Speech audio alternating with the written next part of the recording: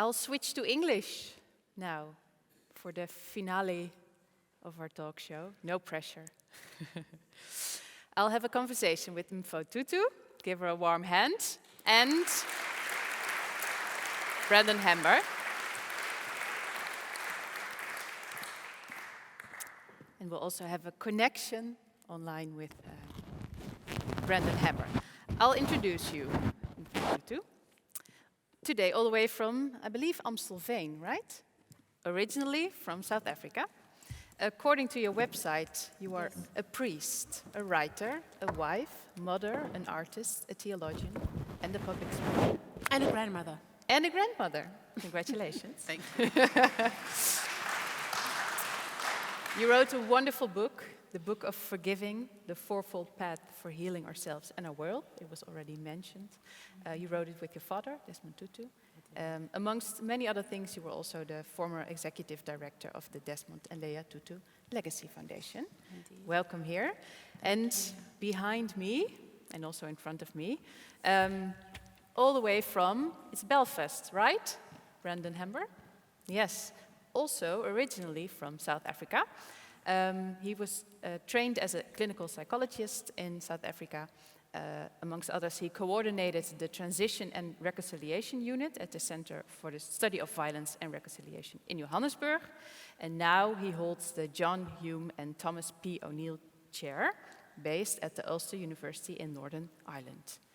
It's a very long title, but welcome, Brandon Hamber. Great to have you here. I think you also deserve a warm hand here from the audience.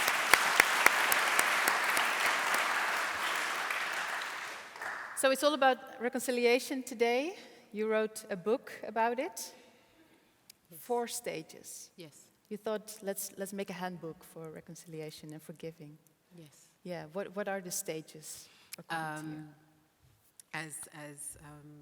Ms. Karsten so beautifully described, we begin, the first step is to tell the story. So it is impossible to forgive if you don't know what it is that you're forgiving, and so to be able to tell the story of what the deed is, to name the hurt, and that is to say how this story has landed with you, how it has affected you.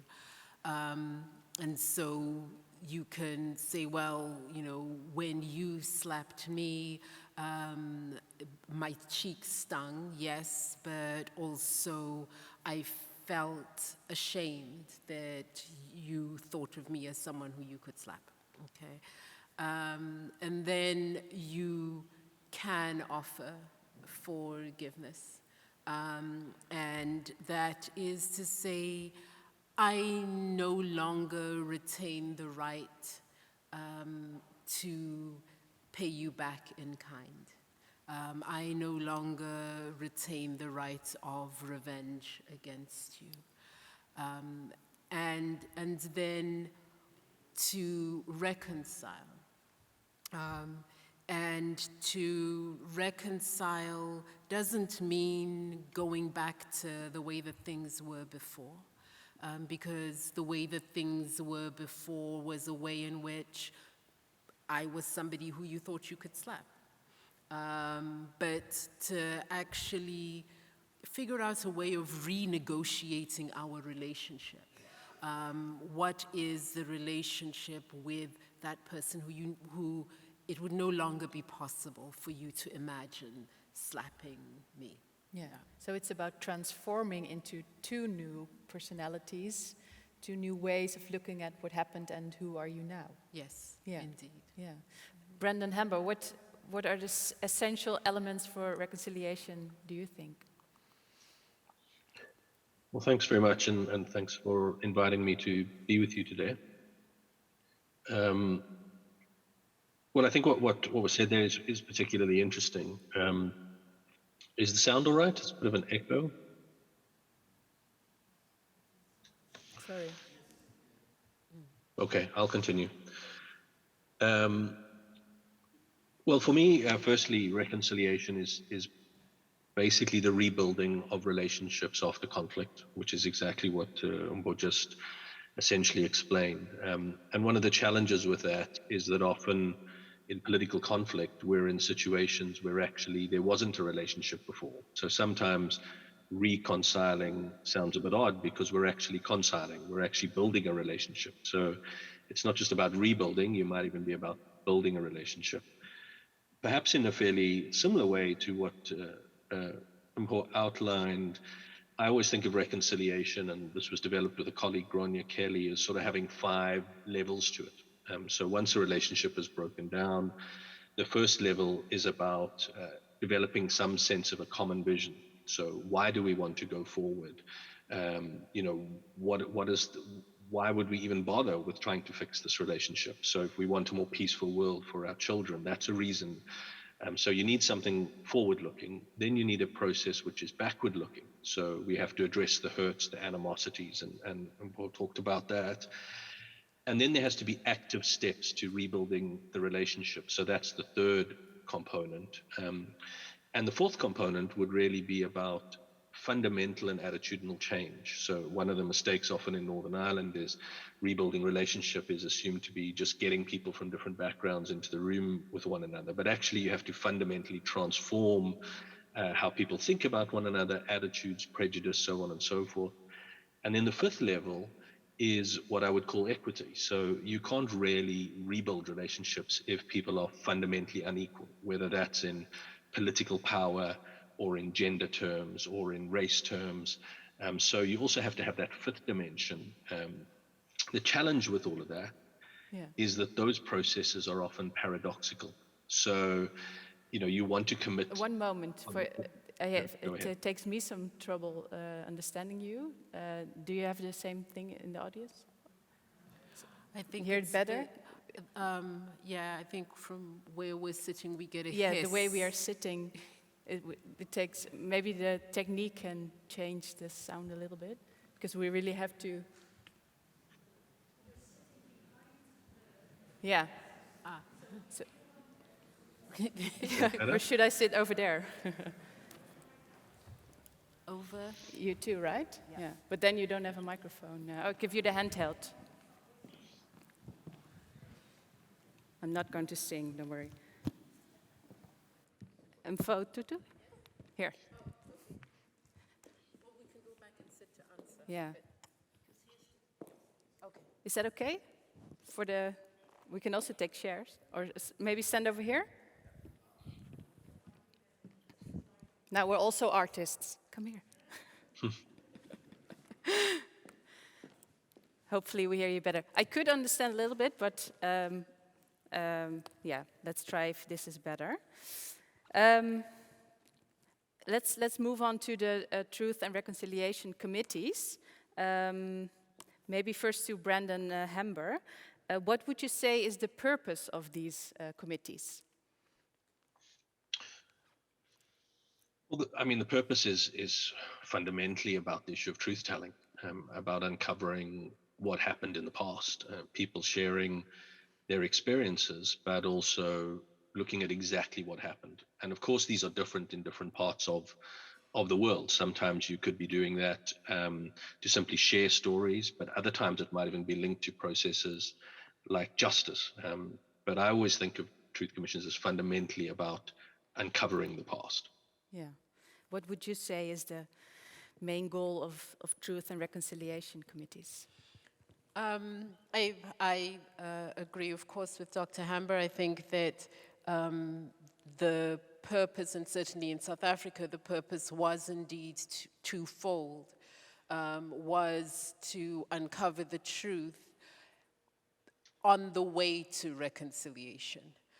So recognizing that the Commission wasn't going to achieve reconciliation, but in order to have any hope at living in a reconciled South Africa, we need to agree a common truth. And so one of the realities of South Africa in the apartheid years was that each community had its own story of what it meant to live in South Africa under apartheid. What was South Africa like in those years? and each community could say, well, I don't know what the other people live like, this is how we live. And so the Truth and Reconciliation Commission, in a way, gave us a common history. And it's only on the basis of a common history that you're able to take steps towards reconciliation. And was it, I don't know if you could say it like that, but was it maybe only successful in the truth part or also in the reconciliation part? It was certainly successful in the truth part in a very large measure. And it was successful in the reconciliation part in patches, in those communities that really recognized that the Commission was on the way to reconciliation, that it wasn't actually the job of the Commission to achieve reconciliation, it was the job of South African communities to achieve reconciliation, and in that way, it really did open the door for that possibility, and it was up to the various communities to kind of take the baton and run with it, and some did, not enough, certainly, but it certainly made a beginning. Yeah. Brandon Hamber, you are also involved in the studying of the peace process in Northern Ireland, and also how truth and reconciliation could work there. Could you, it's maybe a strange question, but could you compare these two countries, South Africa, Northern Ireland, and how reconciliation works? What would your lesson be if you compare them? Thanks. I mean, it's obviously a super complicated question in some ways, trying to compare two societies. But maybe I'd say a couple of things. Firstly, that the notion of reconciliation is not something which is very widely accepted in Northern Ireland. So a lot of people tend to reject it. And the way that I would often think about it is there's a very much a sort of minimalist idea of reconciliation here. And sometimes I would call that coexistence. It's, as long as there's peace and I have my view and you have your view, you walk down one side of the street and I walk down one side of the street, and we have some sort of peace. And that's sort of the overriding view here. Whereas I think in South Africa, there was a much more maximalist idea of reconciliation, that reconciliation was much more about transforming relationships, and that different cultures and communities and society had to also change. And so that for me would be the main difference. And I think that's why 20 years on here, not that, South Africa also has its challenges, but things like integrated education, breaking down residential living has never really been at the forefront of the Northern Ireland peace process. It's almost like, I suppose, what we'd call a negative peace. People are no longer killing each other, so that's a success. But are we really getting to know each other? Are people really changing?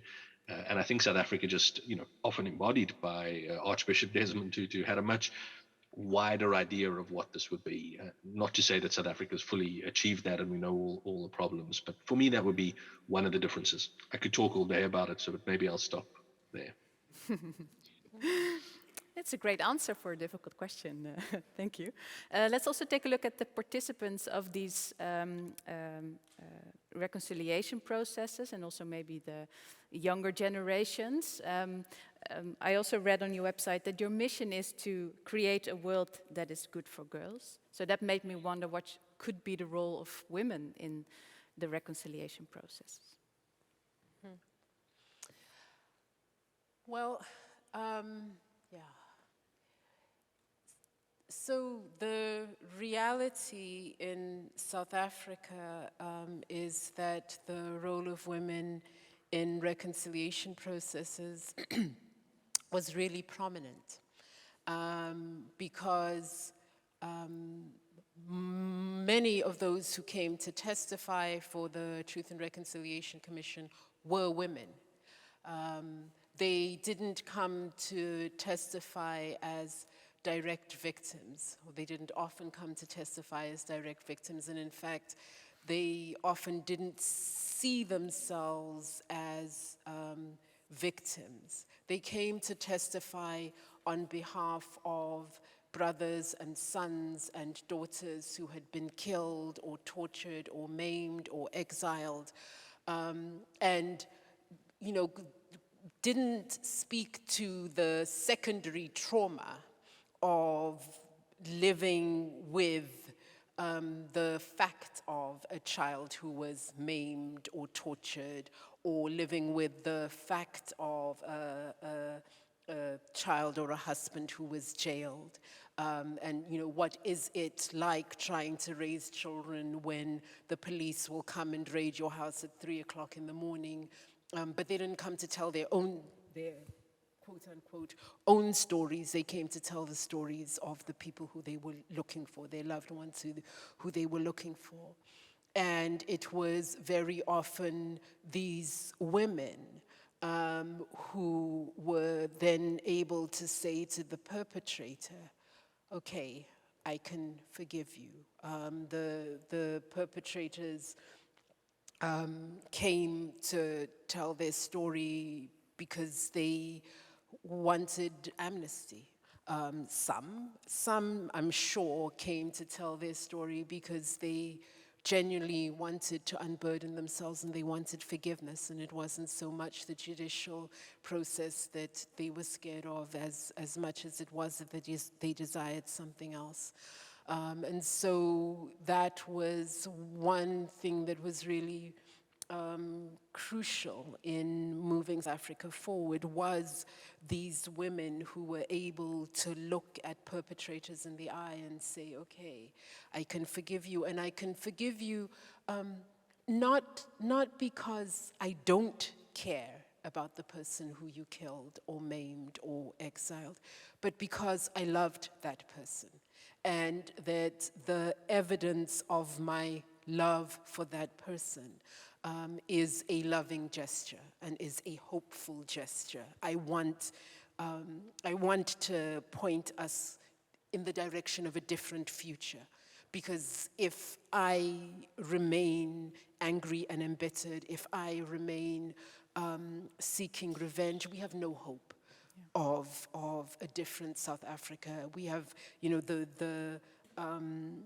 the investment that this person who I love made in creating the new South Africa would have been wasted. Yeah. Because there would be no room for a different way of being together. Yeah, thank you. Brandon Hamber, you have a special interest in how do we include younger generations in this reconciliation process. How can we do that properly? Yeah, again, thanks. I mean, it's very nice to listen to Mpho talking about reconciliation and forgiveness and those processes. Look, it's not easy. But the first thing to say is that the main issue for me when it comes to young people is we have to move away from what one can think of as a deficit model about young people. So there tends to be this real approach where young men are treated as a threat. Young people are continually spoken about as being apathetic and not engaged, whereas actually most young people are not involved in violence. Most young people are generally making positive contributions to peace. If we think of an issue like climate change, I think we wouldn't be as where we are today without young people pushing that sort of agenda. And so I think for a long time we've spoken about women and young women and getting them involved in peace processes, and I think that that's really important. But there isn't the same rhetoric of sort of saying, how do we engage the younger generations in these types of discussions? It almost feels sometimes like the history of the past falls upon them, but they're not necessarily at the negotiating table. Voting ages in many countries, sometimes 18, 21.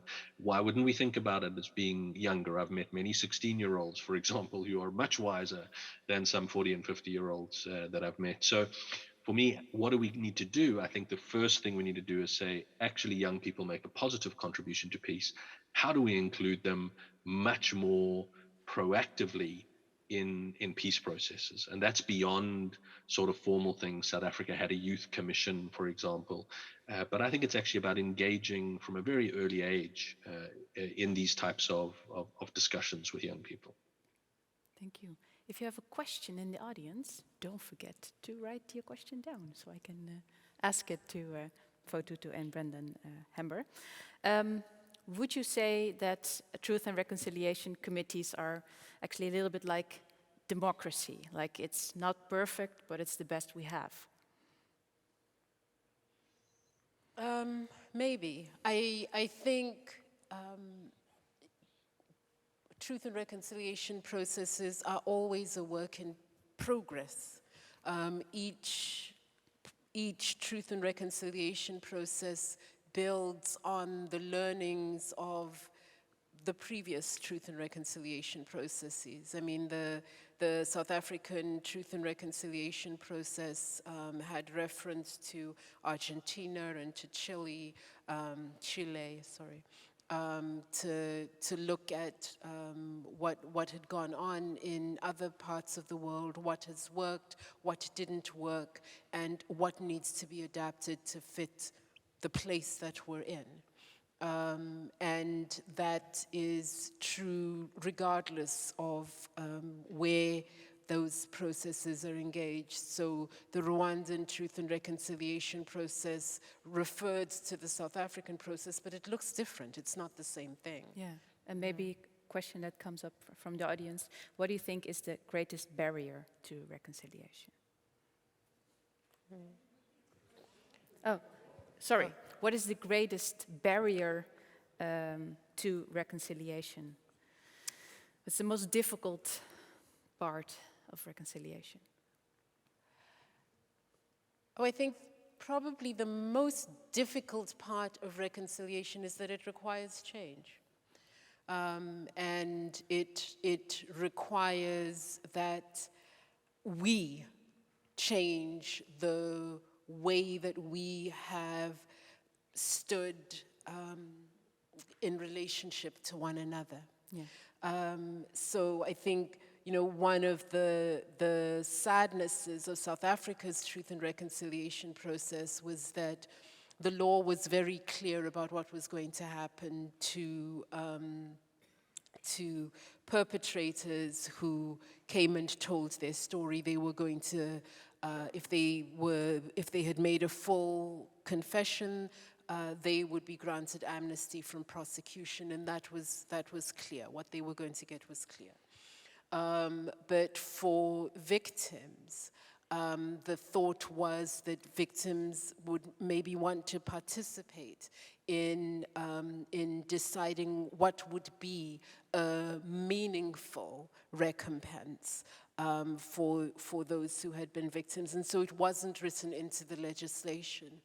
And by the time the commission had handed over its report, the government had changed, and the government was not hugely interested in what the victims would need to really begin a deep reconciliation process. Yeah. And it's hard, because, if you're really going to reconcile, particularly where power has been so deeply differentiated, and if you're going to reconcile in places where economic power has been so starkly put in the hands of one group or another, that reconciliation actually means giving up something, not just making the apology and being able to say, okay, well, you forgave me, I'm free to go, but you forgave me, and now it's time for us to really do the work. Yeah, and don't we all know that change and giving up something is really hard? Yeah. Last question for you, Brendan Hamber. Are the schools in Northern Ireland educating the children in reconciliation? Well, again, it's a challenging question. So we only do challenging questions here. Yeah. So the reality of the situation here, which is not good, is that 93% of children are still educated within either predominantly Catholic or Protestant schools. So you're actually talking about a very small group, 7%, 8% of children who are actually going to integrated schools, where there's, roughly 40 plus some others percentage of children in the classroom. So that already makes that difficult. Now, within the schools, there is a concerted effort to have education around human rights, around equality-based issues. So I wouldn't want to say even within the segregated schools there isn't that type of education, because there is that type of education, but you are dealing with the fundamental problem that children are growing up separately. So they're living in different environments. They're not making friends across different types of barriers. And there are programs which run in schools which try to bridge all that gap. But very similar to what Mpho was saying about sort of fundamental change. It's not, reconciliation's not just about saying we can rebuild this relationship. I would say the same for education in Northern Ireland. I can't see, with all the best programs in the world, if children are growing up completely separately without that fundamental change, how you're actually going to build reconciliation. So they're good programs, but for me, there's something structural that probably has to happen, as I would say about South Africa and inequalities in the same way. Yeah.